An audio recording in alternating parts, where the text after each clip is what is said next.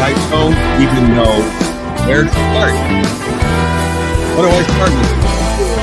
Architect, Carney, do I start with texting? Yesterday I've been hearing today in Ottawa. And that really was the story. The story was his friend business. One of his work. Before going in Ottawa, he did an interview with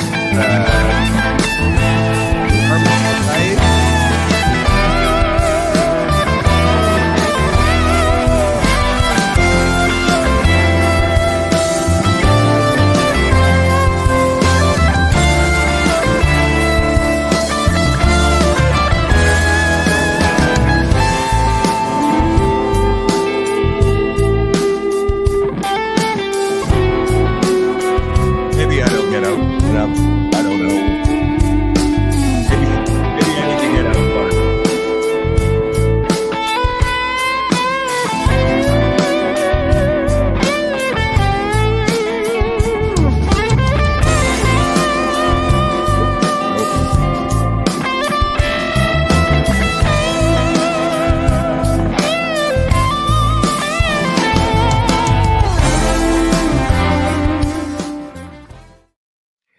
Hello, everybody. How you doing? Welcome to Shadow at Night, Thursday, January 16th, 2025. On the show tonight, and I have to be completely honest with you, I laughed out loud when I saw a CBC headline that I'm going to read to you in just a second about the carbon tax.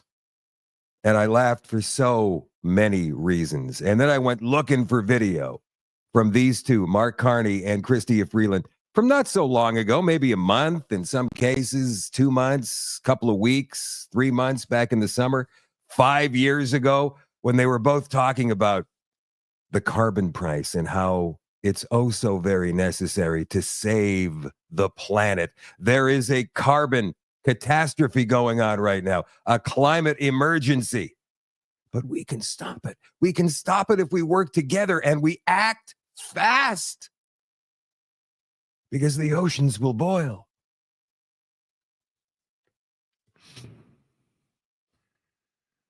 And then, Pat King's first day of sentencing hearings was today in Ottawa. That wasn't the story, because we're not going to hear about that, what his sentence is going to be for a couple more weeks, maybe even longer. What got me about this today was a woman called Queenie, who was interviewed in front of the court building in Ottawa today by one of Karma Sad's people, claiming she's one of Pat King's best friends and how he did her wrong.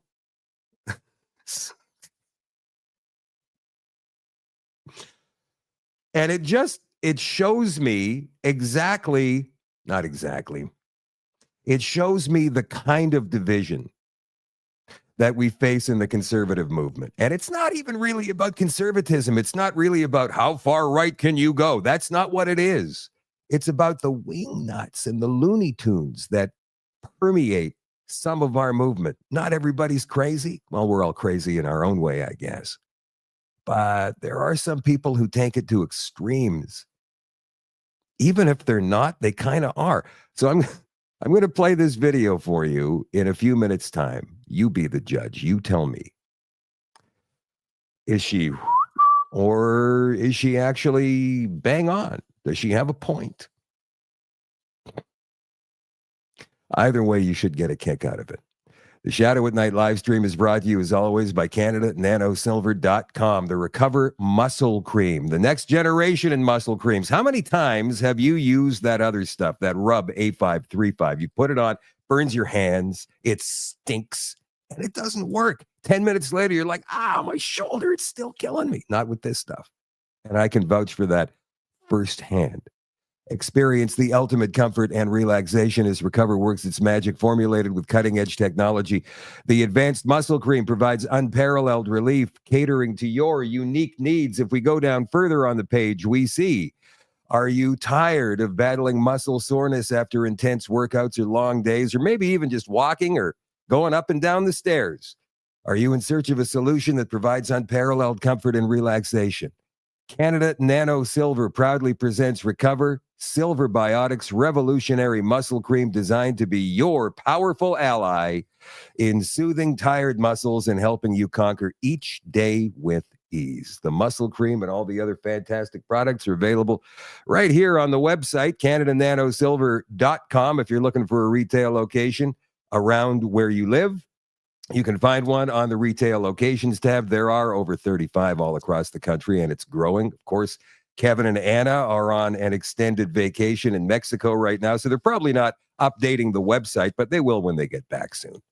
In the meantime, you can still make an order. You can still actually get in touch with those two down in Mexico by hitting the contact tab if you want to ask some questions, or if you want to become a retailer of these awesome products yourself, hit the contact tab on the website, CanadaNanoSilver.com. Again, that is CanadaNanoSilver.com. Quick hellos. Who's watching tonight and on what platform and from where? Hazel's watching tonight in Regina. Hello, Hazel. How are you doing? Bren is watching tonight. Dodie Ann is watching in New Brunswick. Hello, Eddie. Saskatchewan's supposed to be terrible roads. Are you in Saskatchewan? I don't think you're in Saskatchewan. I think you're a Manitoba guy, Eddie. You know, people are talking about doing drives this weekend, and we are hearing there's going to be some kind of weird winter activity happening across the prairies. So make sure you check the weather forecast before you get in your car and go for that drive.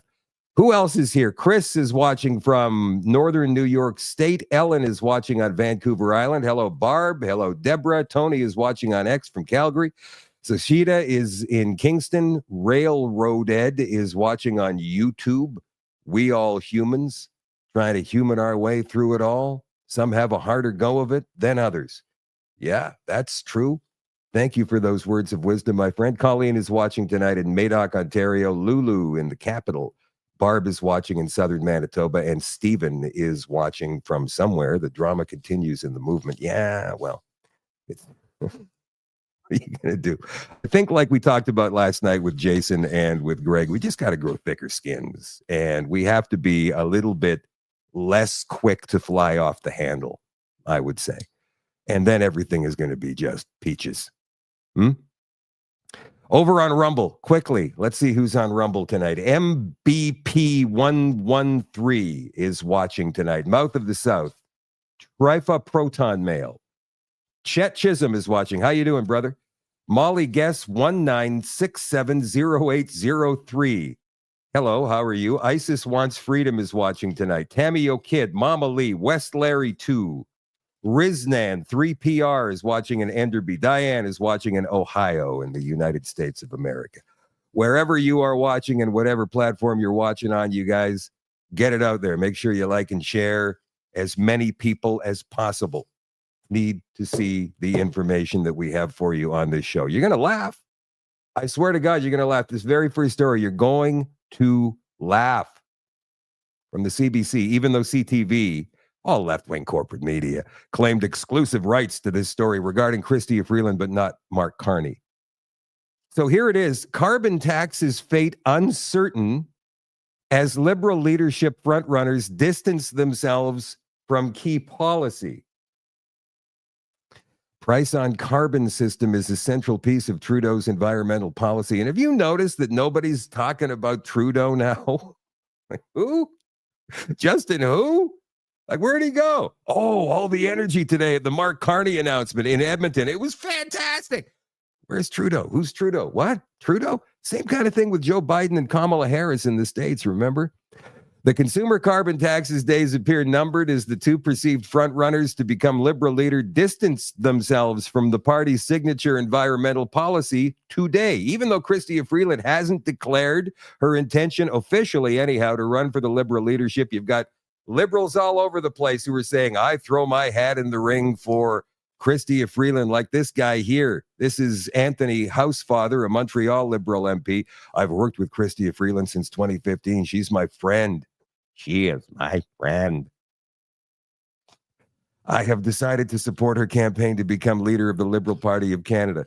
Blah, blah, blah, blah, blah. Let's get back to this story, though. I find this very, very interesting. Source close to the former finance minister, Chrystia Freeland, said she would drop the consumer carbon tax if elected leader. A source not authorized to speak, so only spoke on the condition of anonymity. The source, not author. Oh, I didn't even read that paragraph yet. I just guessed, and there it is. Anyway, this source told CBC News the former deputy prime minister will make difficult decisions to meet our emissions targets and make sure big polluters pay for their outsized emissions. Whoa, hold on, Chrystia, or source close to Chrystia.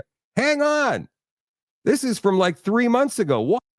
Our government is absolutely confident that the price on pollution returns more money to the pockets of 8 out of 10 Canadians. It is, and that there's just kind of common sense to that.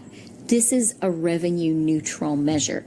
The federal budget doesn't get a penny from the price on pollution. All the money that is collected goes back to Canadians. And actually, this is a measure where middle-class Canadians tend to get more of a benefit.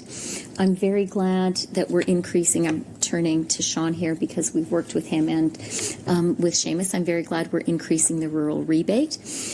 So we have great confidence that this is a measure which puts more money in the pockets out of 8 out of 10 Canadians, that helps middle-class Canadians, and also plays an important, a valuable role in having strong and robust climate policies.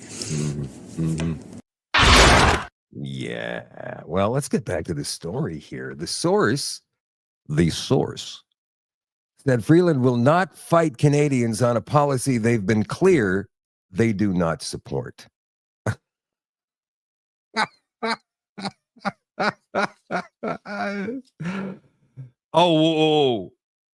Freeland will replace the consumer carbon price with a system that will work within our federation and will be developed collaboratively with provinces and territories, like last time. Remember that?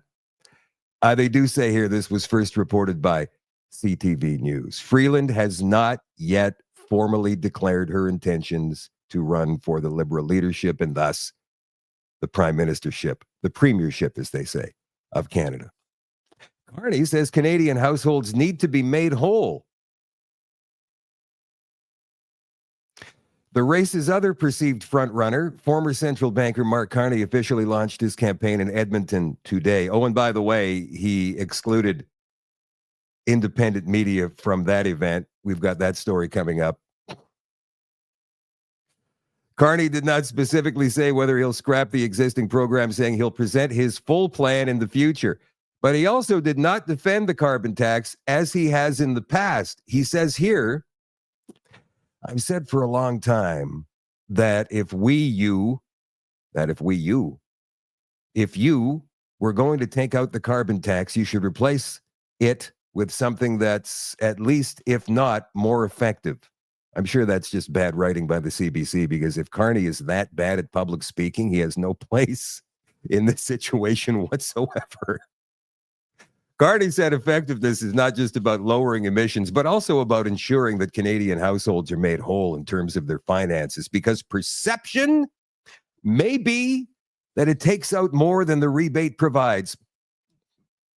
Yeah. But reality is different.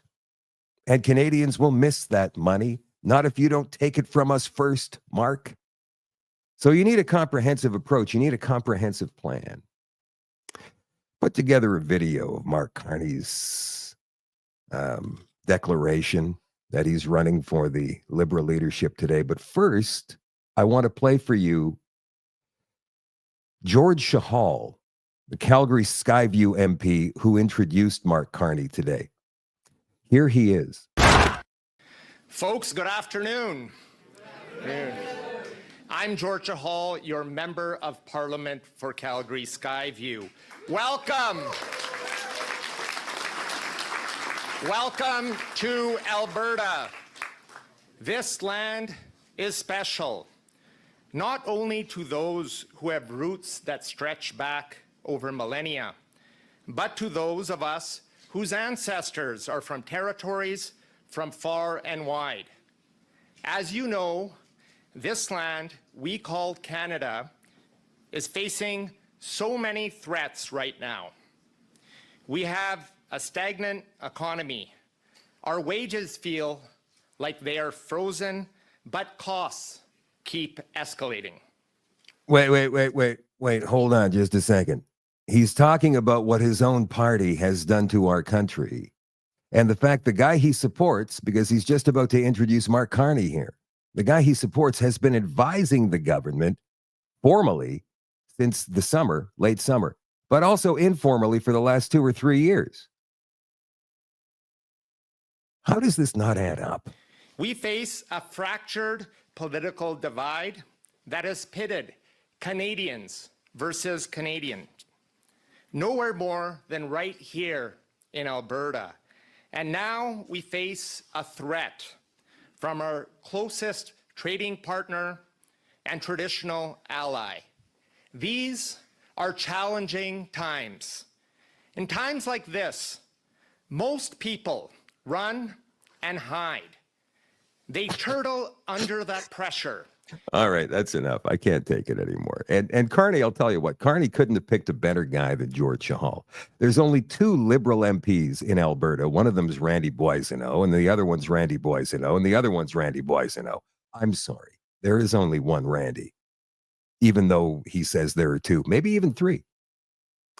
But George Chahal is the other one. Like I mentioned, he's a Calgary Skyview guy. And he was found guilty of stealing mail from a house in his riding when he was out campaigning a couple of elections ago. And here's video of that. George Chahal, then Liberal candidate for Calgary Skyview, was caught removing a flyer of his opponent, Conservative incumbent Jag Sahota, from the door of a constituent. We got to play that again. Voters, George Chahal, then Liberal candidate for Calgary Skyview, was caught removing a flyer of his opponent, Conservative incumbent Jag Sahota, from the door of a constituent. You know what the maximum penalty for stealing mail is in this country? 10 years in prison, $5,000 fine. You know what Chahal got? Got a $500 fine. Yeah. But he's convicted. He's a criminal. And he was the one introducing Mark Carney's campaign today. All right, speaking of Mark Carney, we have put together a montage for you about how much he loves the carbon tax and the fact that he's not just Canadian. He also classifies himself as European. He's got an Irish passport. I think he holds a passport from the European Union. So we're going to find out that as well. But in the first part of this Carney montage is Carney talking today in Edmonton. Let me tell you one other thing. In these times, sending Pierre Poilievre to negotiate with Donald Trump is the worst possible idea. I can think of one other politician I might not say. Takes a shot at Danielle Smith there, the only one who has actually made a connection with Donald Trump. It just came to me in the last 24 hours. Yeah, you're really witty. Really, really witty.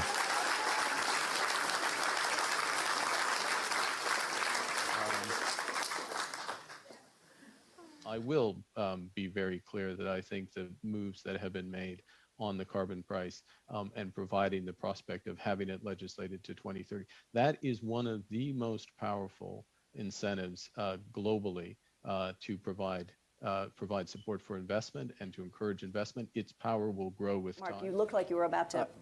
Yeah, it was a tell. As a European, as a European, I am a European, actually. Oh, you are? Yeah, Oh, yeah, oh. I'm an Irish citizen. Yeah, so there welcome. you go.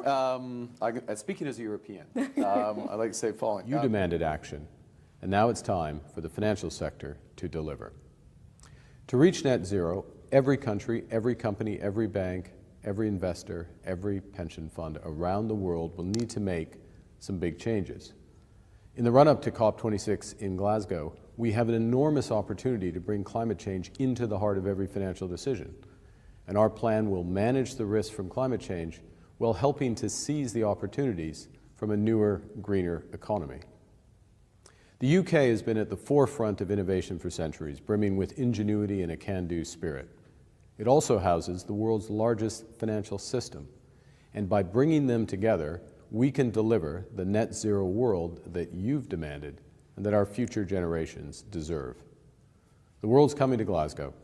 Let's reshape finance for a sustainable world. He's dangerous, this one. He's worse than Trudeau, I think, but he doesn't have Trudeau's flair. You know how Trudeau got elected with the name and the hair and the socks and all that stuff? Well, this guy is dry. He's like Michael Ignatieff. Do you remember him? Michael Ignatieff, the leader of the Liberal Party before Justin Trudeau, who led the Liberal Party to their worst election defeat ever. I think that was in 2011? I think this guy is the same. Do you think he can move the needle for the Liberals? I don't think so. And neither can Chrystia Freeland, both inexorably tied to Justin Trudeau in terms of policy and without the flair. But I will say this, even though Carney doesn't have that annoying factor, Freeland does. Carney is just this, he's like watching paint dry. So they're going to probably try and sell him on his know-how, his fiscal responsibility, his experience being the Bank of Canada commissioner and the Bank of England commissioner and whatnot. But I don't think, I want to see a poll now, right? I want to see one of these big polling firms do a poll. Put it out there. Are the Liberals moving up because of all of this? It's only going to get worse, by the way. The bloodbath, when they start doing the debates and they start calling out each other's policies, it's only going to get worse. It's going to get worse. You saw a clip of Mark Carney in that montage there, where he was sitting at a panel at the World Economic Forum calling himself a European. I am a European, actually. He said that. He said that, right? Why are the conservatives not using this in commercials right now? They should be all over this with commercials. I guess maybe they're waiting until he's officially anointed as the leader of the Liberal Party. But speaking of the World Economic Forum, that starts Monday in Davos, 2025. And here's a preview of what we can expect them to be talking about. What can we expect to see on climate, nature, and energy in Davos? The theme for this year is collaboration in intelligent age. And there is no intelligent age if there is no healthy planet.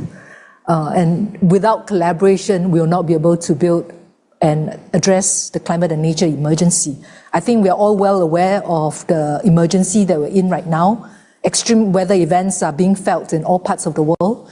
And last year was again a record year in terms of in terms of global temperatures, 1.54 degrees Celsius above pre-industrial age. A lot of the focus of the annual meeting will thus be really on what are the issues and the challenges that actually is preventing this speed and scale in accelerating, in addressing the solutions that can help address the crisis.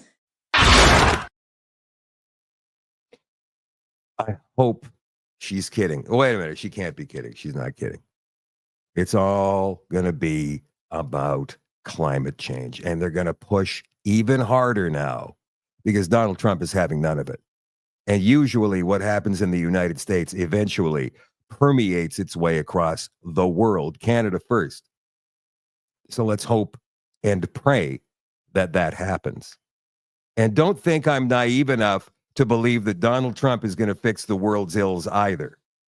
And don't think I'm naive enough to not suspect that Donald Trump may be involved in something else that's a little bit more nefarious, as opposed to being the hero of the people. Pierre Poilievre and Danielle Smith were laughed at the Mark Carney event today. And Poilievre was asked today how he would handle this whole threat of Donald Trump. Remember, his inauguration is on Monday. He's going to be signing all kinds of executive orders on Monday or maybe Tuesday morning. And one of those executive orders will be a 25% tariff on all Canadian products coming into the United States with no carve-outs, not even for oil and gas. That's the speculation. Here's what Poilievre said. Your reaction to Danielle Smith's refusal to sign that joint agreement on the tariff retaliation plan by the premiers and the impact you think that will have on Canada's battle against the tariffs? Yes, I mean, like I said, I think the first thing President Trump will do when he takes office is to send a bouquet of flowers to the Liberals of Freeland, Carney, and Trudeau, who have weakened and divided our country and given him the upper hand. The Liberals have forced Canadians to sell 100% of our oil and gas to the Americans at discount prices, which has put us in this position of weakness. It'd be nice if we had pipelines and export terminals that could take our energy to Asia and Europe without going through the United States. But of course, the economic radicals of Trudeau, Freeland, and Carney blocked those projects because of their radical ideology, and they have made us more and more dependent on President Trump. And my approach will be exactly the opposite. I will quickly approve energy projects to send our energy to the rest of the world without relying on Americans, and we will make our country more self-reliant and independent. I will also unite our country. The Liberals are trying to divide one province against another, Canadian against Canadian, right at our moment of maximum vulnerability. This is because we do not have a functional federal government. So we have effectively 10 different foreign affairs ministers, one from each province, trying to fight separately. If we had a carbon tax election now, we could elect a strong, stable, national majority government that would stand up for all Canadians, all industries, in all provinces, and that's what we need to do. Well, Pierre, you may have to change that carbon tax election slogan because the leading candidates for the Liberal leadership are talking about axing the tax.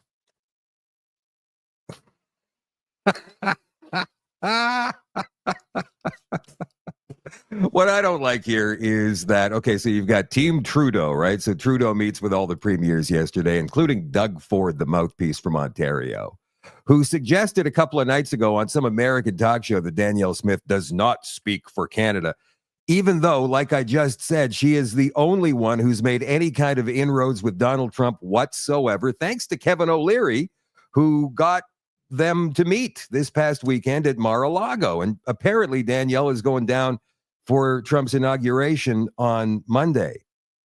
But the rest of them are sitting in some room going, tariffs, let's cut off energy. And they don't even know where the pipelines go, which way they flow.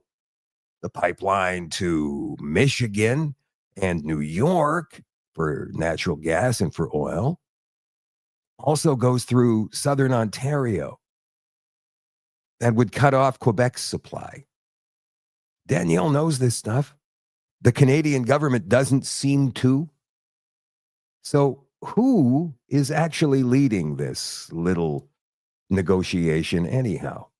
And these Canadian leaders sit around. Danielle Smith's actually out there doing something. And of course, the media and the government, Team Trudeau, are trying to hold Pierre Poilievre and Danielle Smith responsible for stopping Canada's team approach. It's really quite sad, actually. One last thing on Mark Carney before we move on from this, from TNC.news. Mark Carney banned independent media from his campaign launch today. There is video of this, 17 seconds long. It's not worth watching, but just the fact that he would do this is something Justin Trudeau would do, right? You're not welcome here, was the message Liberal leadership candidate Mark Carney's campaign team had for independent media journalists who tried to attend his launch in Edmonton today. The former Bank of Canada, Bank of England governor met with supporters to announce his leadership bid today, which was attended by George Shahal. Well, the event welcomed left-wing corporate media journalists, quote unquote. Independent media reporters were told they were not welcome and barred from entry. Police refused entry to True North's Isaac Lamoureux after he arrived at the venue to cover Carney's official campaign announcement. Other independent journalists, including the Western Standard's James Snell, Kian Bexty from Countersignal, and freelance reporter Mocha Bazirgan, were also denied access. And at one point, apparently, one of these reporters who was standing outside the doors of the announcement heard them calling the police, more police to come, on the other side of the doors. So that's still the way the Liberals want to treat the independent media, and it's a terrible, terrible shame. Getting back to climate change for a couple of seconds here. Ralph Ellis, do you know who this guy is? He's a former airline pilot, and he's also a computer analyst. And here he is talking about that 97% of scientists agreeing that man-made climate change is an existential threat. Watch this. But if you mention this in polite society, they will say 97% of scientists agree with anthropogenic global warming. No, they don't. Where did this come from? This came from this paper by John Cook et al., 2013. What did they do? They took 12,000 climate papers, of which 66% expressed no opinion, so they threw those out of the window. Of the remainder, 3% rejected global warming completely. Ergo, you might say, 97% of papers with an opinion supported global warming. It sounds like a cat food advert, doesn't it? For those of you old enough to remember that one. But that's not what the paper said. If you dig deeper into this paper, it said 24% of papers supported global warming, only 24%. Now, myself, as a CO2 skeptic, I would be a 24%er, because there has been some warming. We don't quite know what is causing it. We don't quite know the magnitude. Nevertheless, there has been some warming, so I would be a 24%er. However, digging deeper into this paper, only 8% implicitly endorsed anthropogenic global warming, that it's all our fault. And only 0.5% of papers explicitly supported the IPCC version of anthropogenic global warming. So it was not 97%, it was 0.5%. That's the true figure. That's the true figure.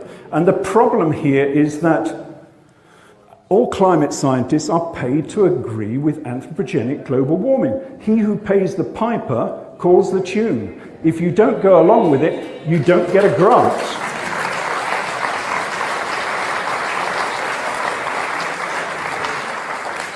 I know about this because my paper was rejected by the Royal Society because it did not agree with anthropogenic global warming. So I had to go elsewhere to get it published.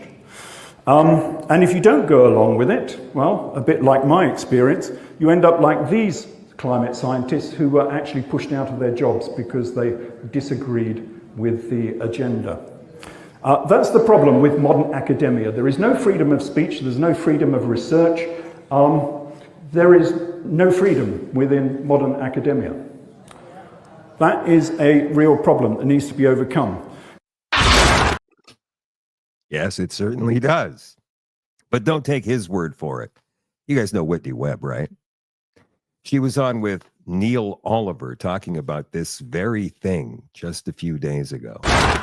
Claim to be altruistic and want to help the world for public health, but have been stealing our wealth and making us sicker, are claiming that they care about the environment. They want to save the planet, but they're the ones destroying it.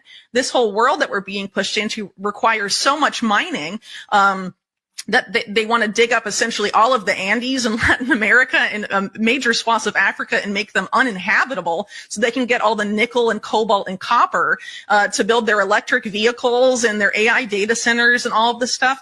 AI data centers and all of that also need a ton of water, as do the mines, and they're trying to privatize all of that stuff right now. That's what carbon markets are. It's privatizing carbon-based life, essentially, and they want to do the same with water and air. And the person that came up with carbon credits used to work for the junk bond scandal-ridden bank, Drexel Burnham Lambert, and he invented financial derivatives, which exploded in 2008 and largely caused the 2008 economic crisis. I mean, again, these are like criminal banker schemes, and they're framing it as they're saving the global commons and saving the planet and saving humanity. They're doing the opposite.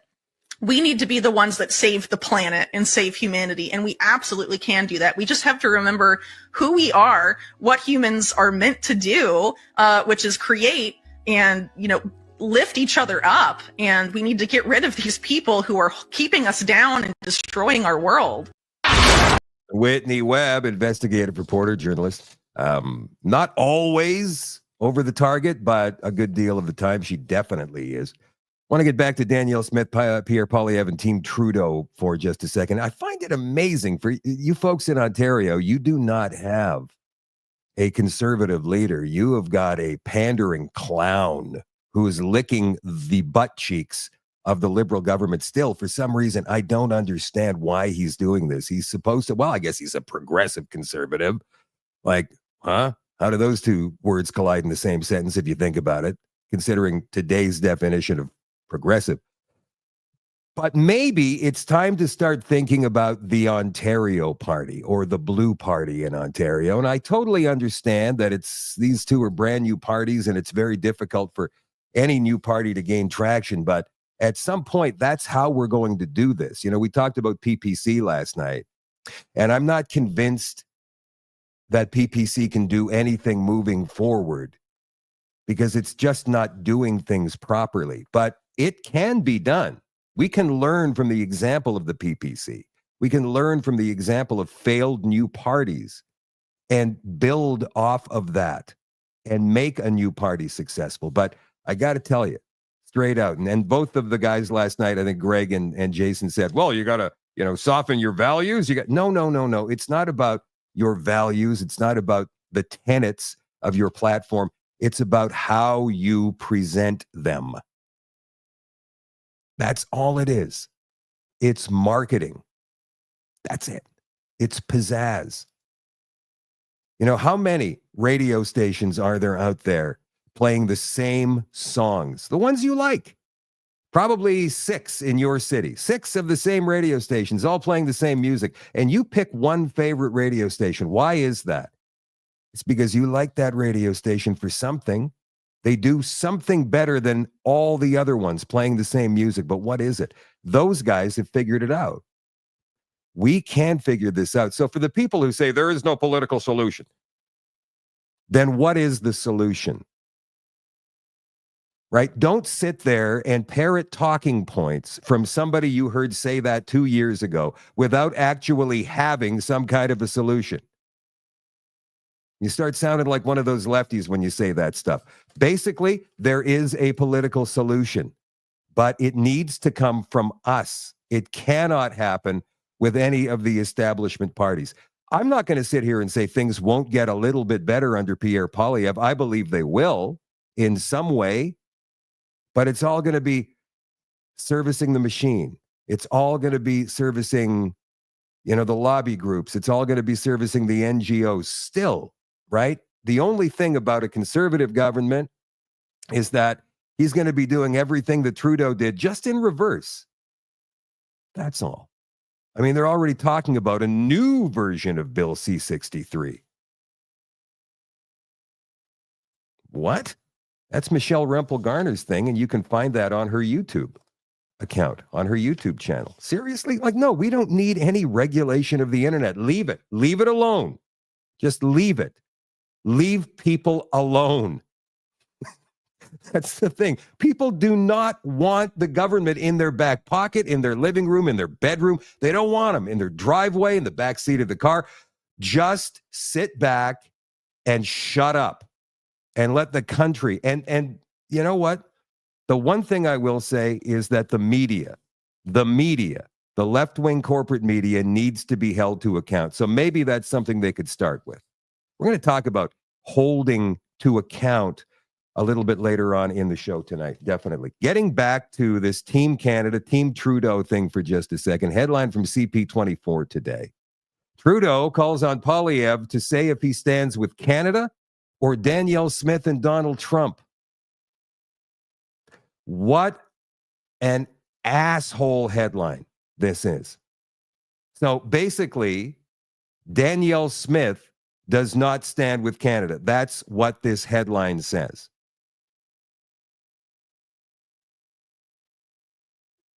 Where do you stand, Pierre? Do you stand with Canada? Even though Canada apparently has no core identity, it's a post-national state, right, Justin? But now all of a sudden you're a white nationalist. I find that very, very funny. This is a great piece that I found in the Calgary Herald today, written by Don Braid. He says Danielle Smith has a plan to stop the feds from looting Alberta to pay for this tariff crisis. That's actually what is the plan from Team Canada, and that's why Danielle Smith opposes this plan. On Premier Danielle Smith's orders, Alberta officials are hatching plans to shield the province from Ottawa as much as from Donald Trump and his tariffs. They're looking at creating a public body that would buy all private oil and gas intended for export to the United States. That would inoculate Alberta petroleum products against a federal export tax because one Canadian government cannot tax another. It's ridiculous that we have to worry so much about Liberal Ottawa in a situation like this, but it's the way things are, said one official. Smith hotly opposes an export tax. She asked her officials for ways to block it. The Albertans fear that if there's a tariff-free carve-out for the sector next week, Ottawa is very likely to introduce an export levy. Ottawa, not the United States, would get that money. The tax would amount to a domestic tariff on an industry the Liberals plan to wind down anyway. What Trudeau government wouldn't love that idea? It's no idle fear either. The Liberals have inflicted this tax twice in the past, both times by another Trudeau with typically chaotic results. The idea then, and certainly now, would be to extract cash from oil and gas producing provinces to shore up Ontario and Quebec in a time of economic trouble, in this case, losses because of tariffs. This goal was signaled on a smaller scale in an earlier Sovereignty Act motion. The plan for a full marketing authority may proceed in spring, whether or not the feds impose this tax. Export taxation worries the Albertans far more than the wild talk about banning energy exports to the United States. The ban is a non-starter for two reasons. It's technically impractical, and it wouldn't produce any money for Ottawa. Because of the tightly integrated pipeline system, cutting shipments to the United States would also deprive Ontario and Quebec of oil and natural gas. The government source says the politicians down there, including the Liberals, often don't have a clue about how the pipeline system functions.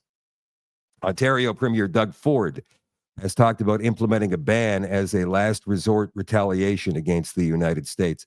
Federal Foreign Affairs Minister Melanie Joly says the idea is on the table.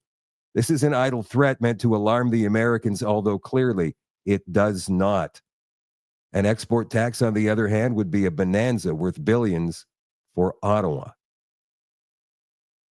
It's likely that Trump won't exempt oil and gas next week, even though tariffs will hurt U.S. consumers and refiners.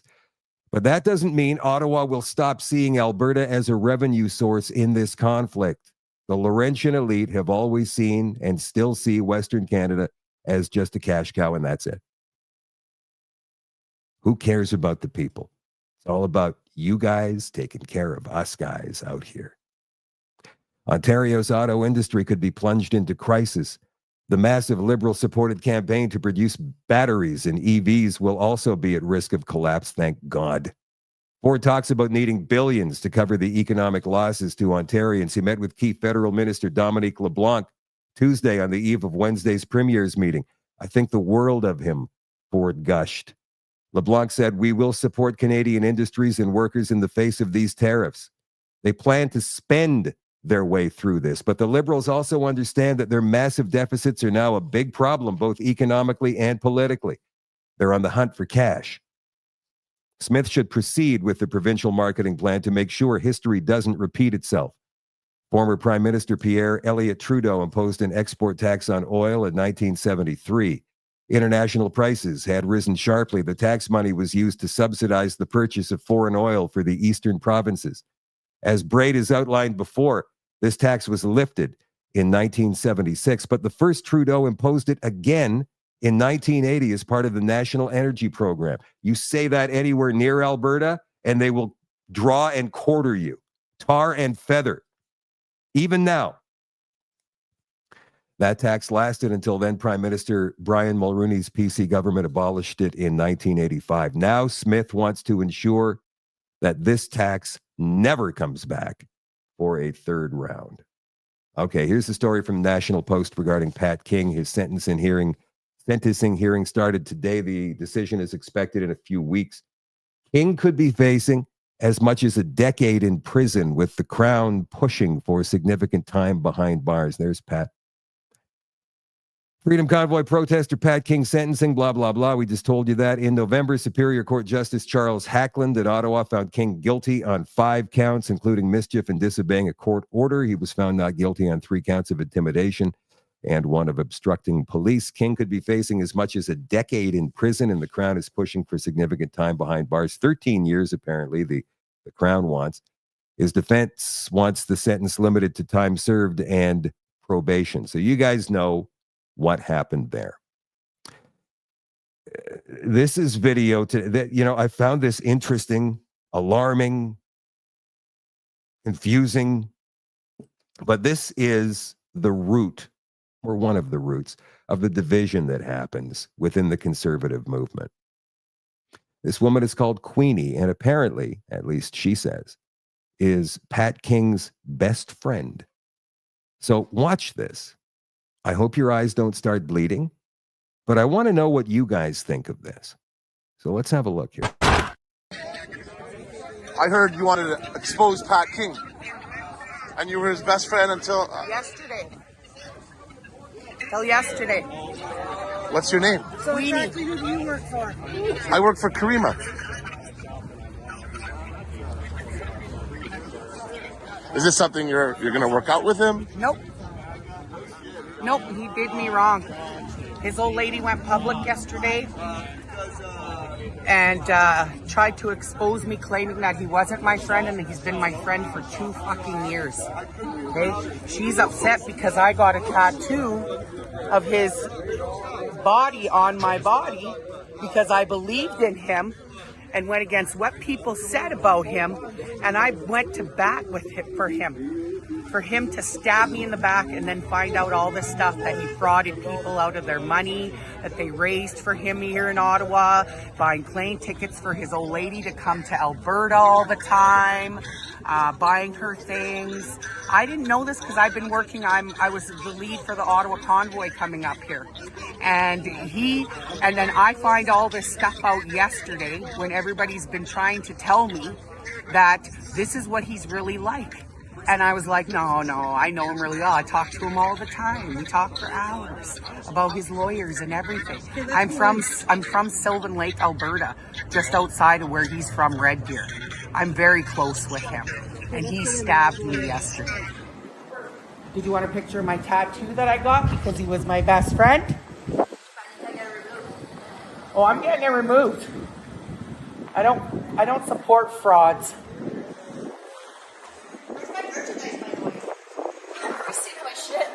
He never sent you? No. Really? Yeah, I sent Natasha the money directly. Never received a fucking thing. Really? See?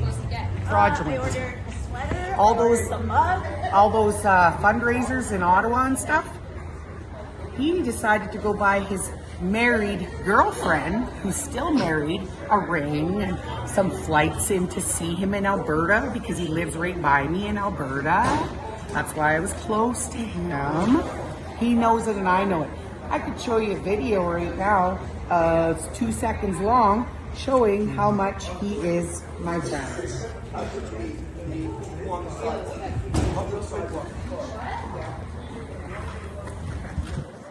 to say from the bottom of my heart, thank you very much.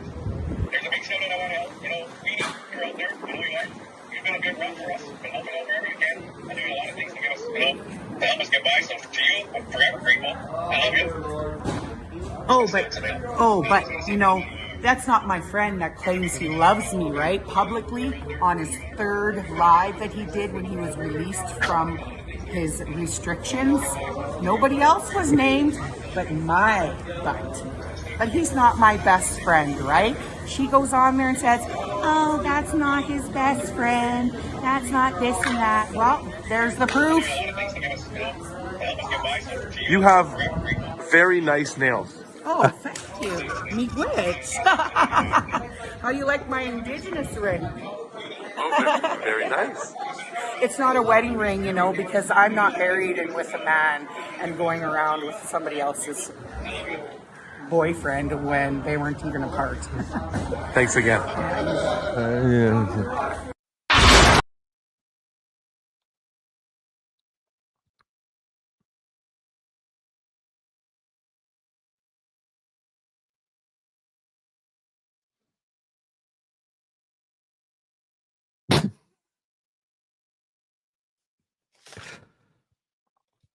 Okay, so Pat talked to her on a live, kind of like I'm talking to you right now. Do you know at the beginning of the show, every night when I say hello to people from everywhere, and I think that's what this Queenie is construing, somehow extrapolating that that's her best friend some way. There have been cases like this in the past. I would suggest, in case you've never seen the movie Play Misty for Me, have a look at it. It's an old Clint Eastwood movie from 1970. He's a DJ. He talks on the radio. This crazy girl calls him up, although she doesn't appear crazy in the beginning, but she winds up crazy in the end, that's for sure. It's that same kind of a thing, right? Where people think that you are talking directly to them through the camera. You're making eye contact, and it's just the two of you. Also, some of the things she's saying, I don't know if they're true or not. They're allegations. He didn't send me this. He didn't send me that. He's doing this. He's doing that with the money that he raised. But this is how rumors get started throughout the movement. Remember after the convoy, where's the money? Where's the money? Where's the money? You know, Tamara, where's the money? Where's the money? Well, the government's got it. They still have it. Whatever money they did have, legal fees, baby. I don't think a lot of people quite grasp how much money has been spent in legal fees, just defending themselves from the crown over the past 3 or 4 years. It's insane the amount of money that's been spent in legal fees. And we look at these lawyers as heroes a lot of times, right? We'll, oh my God, you're fantastic. You're helping us. You're with us. They don't work for free, baby. They don't work for free. We're talking about millions and millions and millions of dollars here. So, you know, it's always about the money, and then it's about this love, this imagined infatuation. And this woman, is going to start saying things to other people in the movement. Those other people are going to start going, oh, really? Oh my God, he did that. And then they will tell their friends. And this is where these rumors get started. I know that because I've had the same kind of thing happen to me. Levine has had the same kind of thing happen to him. Wycliffe has had the same kind of thing. Wayne Peters, and on and on and on it goes. Right? And what do you guys, and I'm not saying all of you do this. As a matter of fact, I would say if any of you do it at all, it's a very, very small percentage of people. But nonetheless, it does get out there. It creates doubt. It creates doubt. So what happens then is that you trust nobody. Oh my God, I've trusted him for 4 years. I've been watching him for 4 years, and he really did that? Oh my God, he's a narcissist? Which is such an overused phrase in these past 4 or 5 years, let me say. I mean, I've seen it everywhere, and it's like, all right, that's enough. Do you even know the definition of narcissist, for God's sakes? So what I'm saying to you is, don't listen to the noise. And I really appreciated when Greg Wycliffe and Jason Levine said last night, you know, at the end of the day, you know, when I asked them how we get through this division within the conservative movement, yeah, there's PPC and the CPC and political stuff and all of that. But really, honestly, keep your face out of any gossip that happens, because that's all it is. Well, there's smoke, there's fire, Shadow. No, that's not necessarily true. I mean, we saw that just in this video, just now. I don't think that Pat even knows who that person is. And if he does, he probably met her in passing once or twice. That's only my opinion. I might be completely wrong. But ultimately, we have to look at the facts. It's always about the facts. Do you know this for sure? Is there evidence? Is there proof? If not, then all it is gossip. It's rumor. It's hearsay. And we should not take it seriously. So that's what I would recommend, aside from actually being more tolerant of people with a different point of view, aside from those freaks on the other side who belong to that cult, and you know who I'm talking about. I'm talking about people on our side who may not necessarily agree with everything we think. That's okay. That's allowed. That's fine. Right? You guys can talk about it. You can debate about it. And you can have a beer together afterwards. We just need to be a little less quick to jump down somebody's throat if they say the wrong thing in your opinion. Or anybody else's for that matter. All right, what is this now?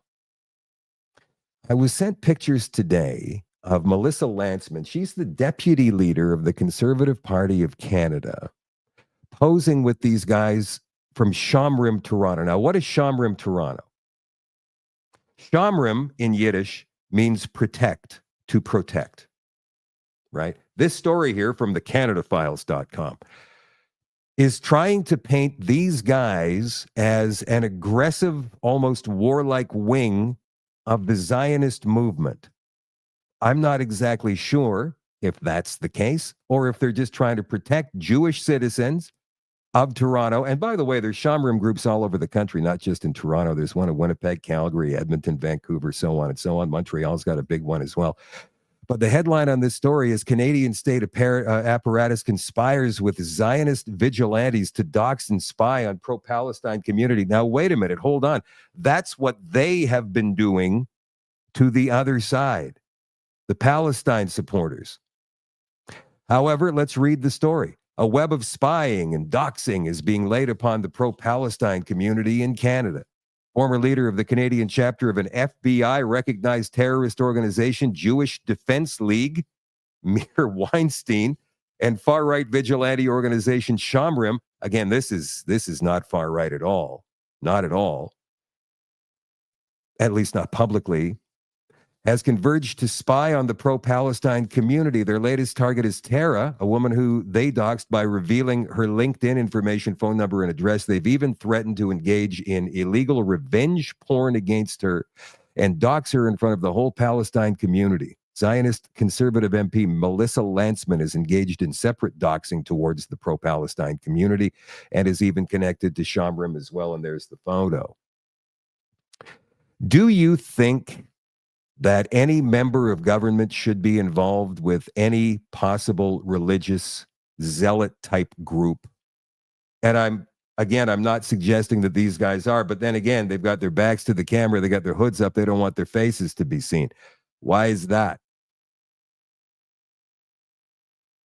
This all seems kind of shady to me. Here is the Shomrim Toronto website, creating safe Jewish communities in the Greater Toronto area.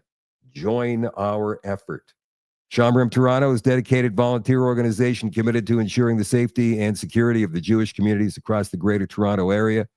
As guardians of peace, shalom, we bridge the gap between the community and local law enforcement through vigilant community projects, patrols, educational programs, and direct incident response. All right, so the left thinks it's okay for them to do the same things they're accusing the right of doing in this. Bottom line, it just needs to stop. All of this nonsense needs to stop. So I don't think it's a very good look on Melissa Lantsman whatsoever to be posing with any kind of group that represents a religious or nationalistic mentality at all. Because the government is the government, and this is a government in waiting, the Conservative Party of Canada, we would all assume, unless Mark Carney pulls off a miracle somehow in the next few months. You're supposed to represent all of Canada. It's supposed to be Canada, Canada first. Canada, Canada, Canada, Canada. It's not about Israeli defense. It's not about pro-Palestine. It's not about any of that stuff. And I wish these politicians would stop tying themselves to these tiny fringe groups. We don't need it. It just creates more division. And that's what I would say to Melissa Lantsman there. I wouldn't accuse her of being a Zionist. I mean, I don't know what her actual beliefs on the inside are. You can't say that. But you can say, don't align yourself with fringe groups because it's divisive.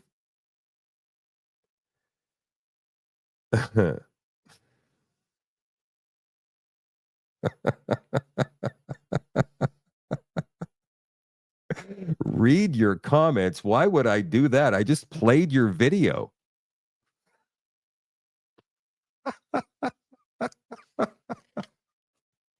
Queenie, you want to know what? You can't spread rumors like that.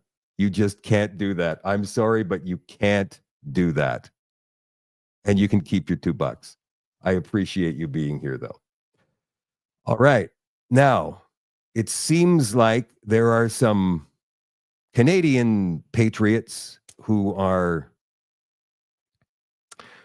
starting to act out. They're starting to put their faces out there. And of course, you're going to see left-wingers like this Will Greaves here over on X. Let me put this up on the screen. Wait. So I'm going to play this video for you in just a second. And Will Greaves says, wait. Some other people did this at a mall in Toronto for different reasons a few weeks back, and conservatives lost their minds that Canada had fallen. Can't place my finger on how these folks are different. My response to this guy was very, very simple. And that is, Will, you're either spinning or stupid. Seriously, there's Canadian flags here. The other people, pro-Palestine flags. They're chanting death to Canada, for goodness sakes. I do have the video. I'll pull it up for you now.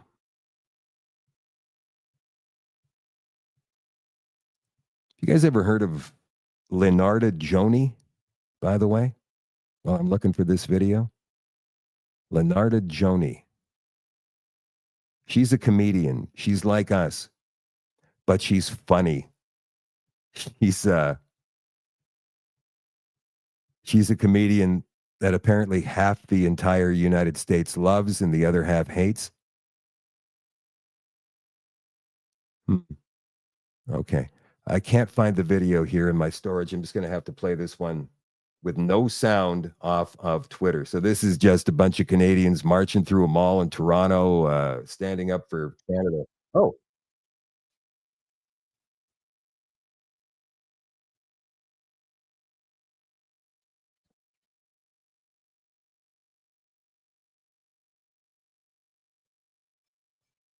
I know it's not much without sound. They're not really chanting anything. Like, you can't really make it out, but it's just a bunch of regular people who are walking through a mall carrying Canadian flags and standing up for Canadian rights. That's all it looked like to me. But some people are trying to tie them to Jewish sympathizers and Zionist groups. You see, this is where it's like, okay, man, like, just slow down. Joe Biden gave his farewell address to the United States last night, and here's what he said. The unvaccinated. You are the problem. It is the Americans are being buried under an avalanche of misinformation and disinformation, enabling the abuse of power. The free press is crumbling. Editors are disappearing. Social media is giving up on fact-checking. The truth is smothered by lies told for power and for profit. We must hold the social platforms accountable to protect our children, our families, and our very democracy from the abuse of power.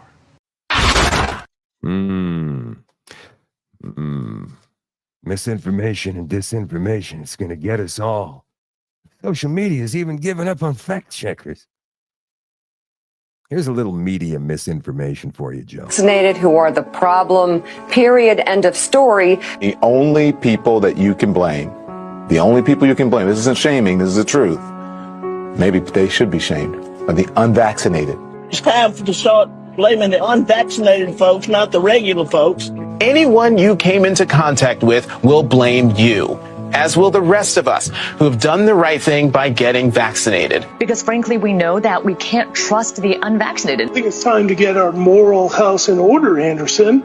It's the unvaccinated who are the threat. All of us vaccinated folks are going to start wearing masks to protect the unvaccinated folks. It's called a Christian value. You're basically punishing the vaccinated for the sins of the unvaccinated. People are not behaving honorably. The unvaccinated are basically saying, well, it's open season for me. I can do whatever I want as well. The unvaccinated are basically beating their breasts and running around the country saying, we don't care, we're living free, and so forth. We've been patient, but our patience is wearing thin. The unvaccinated, a group that includes children and people acting like children. And the rest of us are starting to get pissed off. The vaccinated feel the unvaccinated are making me upset or angry. This is not about freedom or personal choice. Well, my freedom is being kind of disturbed here. No, screw your freedom. The other day, Howard Stern weighed in with a much different approach. Take a look. When are we going to stop putting up with the idiots in this country and just say, it's mandatory to get vaccinated? their freedom. But you're treading on our freedom and you're making other people sick, and really you're killing other people. The anti-vaxxers, they seem to have a thing for death and home remedies. The anti-maskers turned anti-vaxxers are not just putting their own lives at risk. If that was the issue, we could just say that we can watch them compete to win place or show in the Darwin Awards. We have to start doing things for the greater good of society. All right. You know what? I can't take that anymore. That's 2 minutes of bringing back some really bad memories. But my point in playing that was all turning an entire group, a mob, against their own people based on a lie, based on the claim that shot worked, that it was safe, that it was effective. It was neither of those things. And they went crazy. So if Joe Biden wants to talk about misinformation, maybe he should start there. And the same goes for Justin Trudeau and any provincial premier who tried to shame people into going out and getting a dangerous experiment injected into their arms. Michael Schellenberger is an investigative reporter, and he put this out, and I think it's absolutely wonderful. From news and entertainment media to schools and universities, these institutions encouraged and participated in the mass condemnation and cancellation of heretics, which became known as the Great Awakening and was really a new witch hunt. Ordinary and otherwise decent people behaved cruelly. They accused people they had known for years or decades of bigotry or racism, or of wanting to genocide trans people, or wanting millions to die from COVID. Diverging from progressive orthodoxy in any way became enough for people to not only end friendships, but to insist that the transgressors be ostracized and excommunicated. Those who had made a great show of being courageously open-minded and tolerant became intolerant, incurious, and cowardly. We were asked to pretend that the people carrying the pitchforks and torches to go witch hunting were in fact well-intentioned and just cared a lot more than the rest of us. They didn't. Behind the totalitarianism were individuals who had given into base motives like hedonism, envy, dogmatism, self-righteousness, prejudice, snobbery, psychopathy. Reconciliation is the higher road than revenge. But such reconciliation cannot occur until we confront the lies and reveal the full truth of the totalitarianism that we all just went through. We must not let the abusers gaslight us into thinking that what occurred was anything other than abnormal. He's absolutely right. So for all of you who are calling for Pierre Poilievre to come out and say, we were wrong about this, the chances of that happening are very slim. But this, wouldn't you say, would be a political solution if we all decided? Because there can be no reconciliation. There can be no healing until they admit what they did was not just wrong, but inhumane. And now they try to skate by like it never happened.